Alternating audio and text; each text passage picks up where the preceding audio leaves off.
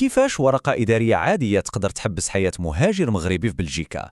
وعلاش هاد البيروقراطية وتعطيل الشغال يقدر يوصل الإنسان لدرجة يفكر يسمح في الجنسية ديالو كاع؟ وشنو جاب مصلحة الضرائب في بلجيكا لقيت في ملحقة إدارية في المغرب؟ هادشي كامل غادي نتعرفوا عليه في هاد الشرح. يلا ندخلوا في المعقول مباشرة. ومشيت عند سعادة القايد البارح، ما كنعرفش الاسم ديالو ديال الكديه، ودخلت انا بالزوجه ديالي وكيقمعني خلينيش نهضر واش قال لي جوج كلمات، قال لي عرفتي اش دير، سير تنعيط لك.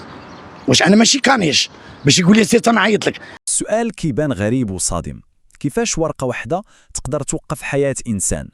القصة ديالنا اليوم بطلها مهاجر مغربي عايش في بلجيكا. هاد السيد لقى راسو فجأة عايش في كابوس ديال بصح. إنسان خدام على راسو، مكون عائلة، عنده خدمة مستقرة وكونترا ديال ديبا، يعني أموره ميسطحة والحمد لله وحياته غادا مزيان. حتى لقى راسو في موقف لا يحسد عليه، والسبب غير ورقة واحدة، ورقة وقفت ليه كل شيء وقلبات حياته وحياة ولادو. السلام عليكم، انا مواطن مغربي مقيم في الديار البلجيكيه. هذه واحد 90 يوم درت طلب على حسب شهاده سكنه وشهاده اداريه، وعقيت زياده ديالي وشهاده من دار الضريبه. طلبوهم لي دار الضريبه البلجيكيه. علاش؟ انا واحد انسان عامل في الدول الاوروبيه وعندي كونترا ديال ديما، وقالوا لي تصرت 6 المليون حيت دخلتي الفلوس بزاف. ومشيت عندهم انا الاداره البلجيكيه، قالوا لك قلت لهم انا كان عندي الولاد في المغرب، مجوج في المغرب، كنعطي لولادي الفلوس، كان المصروف ديالهم. قال لك اذا حنا الحل نحلوه معاك، اذا تجيب لنا هاد الوراق هادو، تجيب لنا عقد زياده بان ولادك خارقين في ذاك المدينه العرائش، وتجيب لنا اسيدي من هو من دار الضريبه ديال 3 سنين، وتجيب لنا شهاده اداريه، وتجيب لنا شهاده سكنه.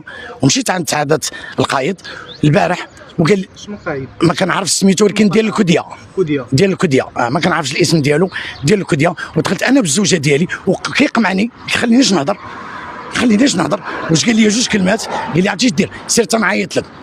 واش انا ماشي كانيش باش يقول لي سير تنعيط لك؟ انا مواطن مغربي من حقي ناخذ ورقتي، ولا كنطالب ولا غنصيفط رساله لوزاره الداخليه.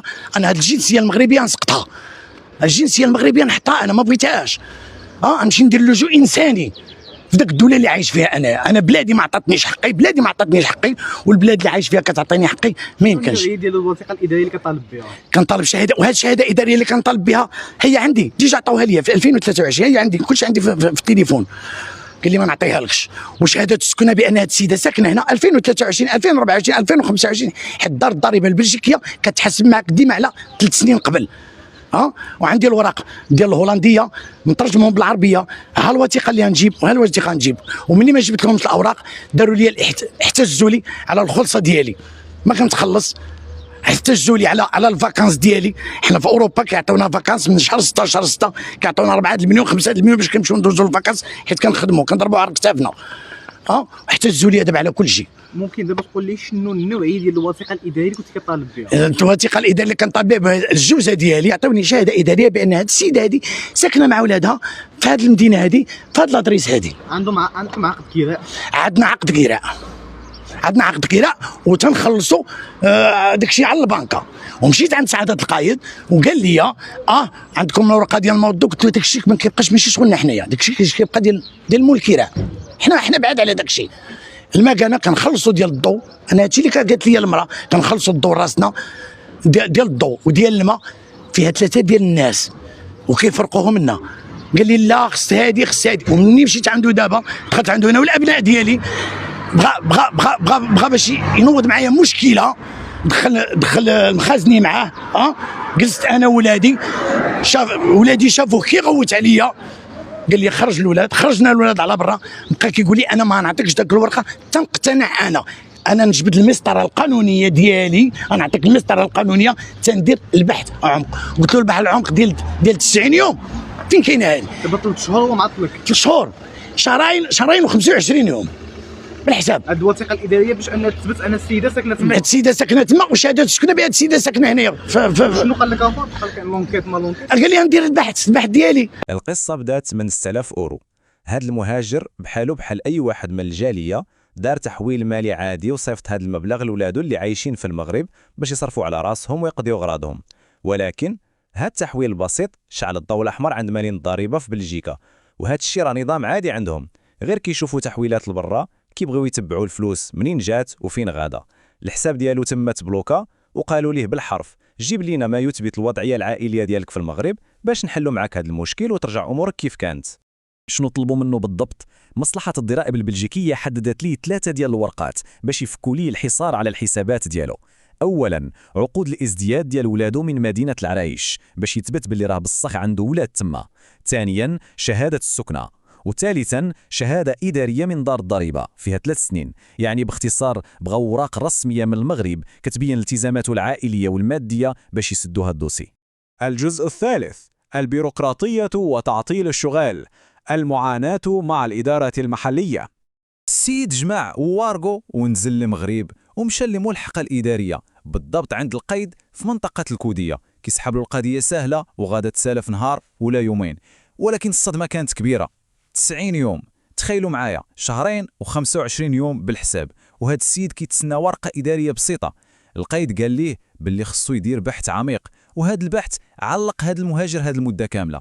90 يوم ديال الجري سير واجي والانتظار على قبل اوراق روتينيه كطالب بها الاداره في بلجيكا. سير حتى نعيط لك، هذه هي الهضره اللي كان كيسمع فاش كيمشي يسول. السيد كيعاود باللي ملي مشى هو وزوجته ولادو للبيرو باش يستفسروا على هذا التعطيل اللي فات القياس، التعامل كان قاسي بزاف. طردوا ولادهم من المكتب وعيطوا على المخازني باش يخرجوهم، والاغرب من هذا الشيء كامل ان هذه الورقه اللي مبغاتش تخرج ليه دابا بسبب هذا البحث العميق المزعوم هو براسو كان خداها بكل سهوله في عام 2023 من نفس الاداره ومن عند نفس الشخص. مفارقه غريبه كتخلينا نطرحوا بزاف ديال علامات الاستفهام على هذا التعنت. الجزء الرابع: خسائر مادية ونفسية كبيرة، تداعيات هذا التأخير بالمغرب. هذا البلوكاج في المغرب ماشي غير طلع عليه الدم ومرضو نفسيا، بل تسبب ليه في كارثة مادية حقيقية في بلجيكا، حيث ملي ما قدرش يقدم الوثائق في الوقت المحدد مالين الضريبة تما طبقوا عليه القانون بحذافيره.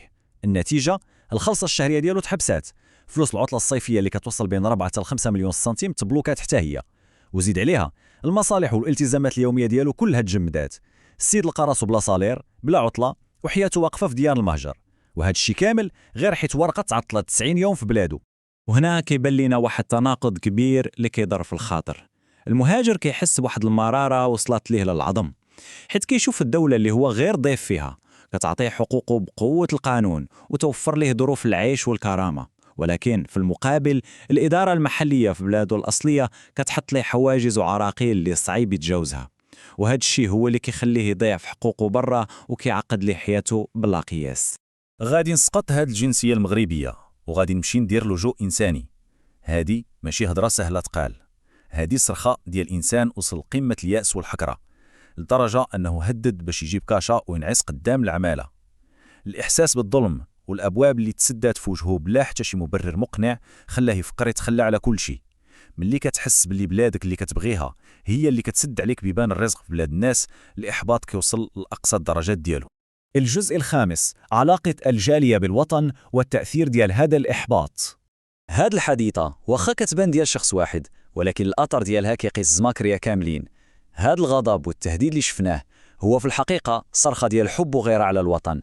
فاش الجالية كتشوف هاد العراقيل كيتولد عندهم إحباط كيزعزع الثقة في المؤسسات.